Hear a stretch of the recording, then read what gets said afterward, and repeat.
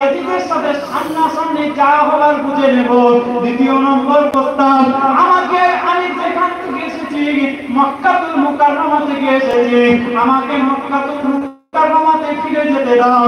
তিন নম্বর প্রস্তাব, যে আমাকে এত দূরে এমন একটা কোনো জায়গায় যেতে দাও যেখানে তোমাদের সাথে আমার কোনো সম্পর্ক থাকবে না। আমি আমার রাসূলুল্লাহ বংশধরগুলোকে নিয়ে আহলে বাইতগুলোকে নিয়ে সুখে শান্তিতে আমার নিজের বাকি জীবনটা কাটিয়ে দেব। তোমাদের সাথে আমার আর কোনো লেনা দেনা থাকবে না। সীমা দৌড়ে চলে গেল, উবাইদুল্লাহ ইবনে জিয়াদের কাছে চলে গেল।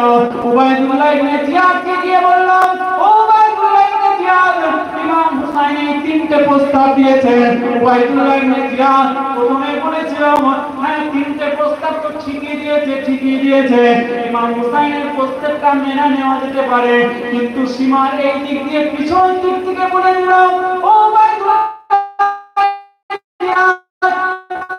নিজের হাতের কাছে এত বড় একটা তুমি যখন নিজের হাতের কাছে তুমি যখন এই ছবলটা পেয়ে গেছো, তুমি কেন এটা নষ্ট করবে? নিজের হাতের কাছে শিকার পেয়ে গেলে কখনো নষ্ট করতে নাই। নিজের হাতের কাছে যখন ইমাম হুসাইনকে পেয়ে গেছো, এবার শিকার করে নাও। উবাইদুল্লাহ ইবনে জিয়াদ ওই সীমা যখন করে দিল, ইমাম হুসাইনকে বা আটকে দাও, যুদ্ধ করে নাও। ইমাম হুসাইন আস্তে আস্তে আস্তে আস্তে এগোতে যখন কুফাতে যেতে পারছেন না, বাঁদিকে টান দিয়ে দিলেন, বাঁদিকে রাস্তা গ্রহণ করলেন। বাঁদিকে কিছুটা হাঁটতে ৭৫ মাইল হেঁটেছেন। হাঁটার পরে ইরাকের কারবালার প্রান্তরে গিয়ে মুহররম মাসের ১০ তারিখ ৬১ হিজরি ইমাম হুসাইন রাদিয়াল্লাহু তাআলা আনহু সমস্ত আহলে বাইতদেরকে নিয়ে তাঁবু তৈরি করলেন। এদিকে সীমান ঘোষণা করে দিয়েছেন, উবাইদুল্লাহ ইবনে জিয়াদ ঘোষণা করে দিয়েছেন, আমার নবী পাকের বংশধর আহলে বাইতদেরকে দুনিয়ার জমিনে আর রাখা যাবে না। তাদের সঙ্গে যুদ্ধ করতে হবে। ইমাম হুসাইন রাদিয়াল্লাহু তাআলা আনহু সেই সময় তাঁবুর ভিতরে যখন নামাজ পড়ছিলেন, নামাজের পরে ইমাম হুসাইন রাদিয়াল্লাহু তাআলা আনহু মুচকি এসে ফেললেন। ইমাম হুসাইনের বোন হযরত যায়েনাব রাদিয়াল্লাহু তাআলা আনহা তিনি বললেন, ভাইজান আজকে এত কঠিন দিন এসে গিয়েছেন, ইয়াজিদের সৈন্যরা আমাদেরকে চতুর্দিক থেকে ঘিরে ফেলল। আজকে দিনেতেও নামাজের পরে আপনি হাসেন কেন? আমার ইমামে আলী মাকাম, আমার নবী পাকের নামাজ ইমামে হুসাইন আওয়াজ দিয়ে বলেন, ও আমার বোন শোনো, আমি শাহাদাতকে নজর করে ফেলেছি।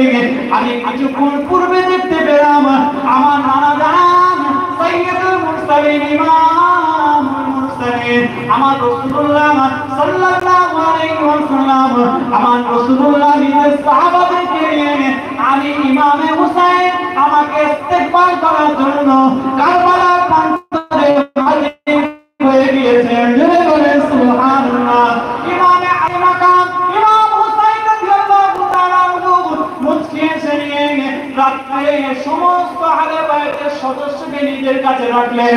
আহলে বাইতের সদস্যদেরকে বললেন, ও আমার রাসূলুল্লাহর বংশধরেরা, ও আমার রাসূলুল্লাহ আহলে বাইতরা, শোনো, ও আমার সুন্নি সাথীরা, আজকের দিনে আমি ইমামে হুসাইন জানিয়ে দিচ্ছি, কি জানিয়ে দিলাম?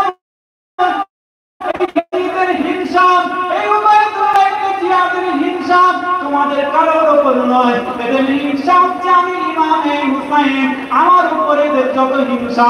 কারণ যদি কেউ এই দামেস্কের চেয়ারটা দখল করতে পারে, আমি ইমাম হুসাইন দখল করতে পারি। আমি ইমাম হুসাইনের জানটা যদি পেয়ে যাই, তোমাদের সাথে এদের কোনো লেনা দেনা নয়। আজকের রাত্রে তোমরা যদি মনে করো তাহলে তোমরা মক্কার দিকে রওনা হতে পারো। আমি ইমাম হুসাইন একা দাঁড়িয়ে এদের সাথে যুদ্ধ করে শহীদ হয়ে যাব। আজকের রাতে আমাকে তোমরা বিদায় দিয়ে নাও। সমস্ত আহলে বাইতের বাচ্চা ছেলে থেকে শুরু করে আলী আকবর, আলী আসগার থেকে শুরু করে যায়েনাব থেকে শুরু করে সমস্ত আহলে বাইতের সদস্যরা চিৎকার আওয়াজ দিয়ে বলল, ও ইমামে হুসাইন, ও আলীর সন্তান, ও আমার রাসূলুল্লাহ নওয়াজা, শুনেন আজকের দিনেতে আমরা কেউ আপনাকে ছেড়ে দিয়ে যাব না। আমার রাসূলুল্লাহ যেদিন বদরের প্রান্তরে সমস্ত সাহাবাদেরকে নিয়ে হাজির হয়েছিলেন, সাহাবারা সংখ্যায় কম থাকা পরেও আমার রাসূলুল্লাহ চিন্তায় পড়ে গিয়েছিলেন।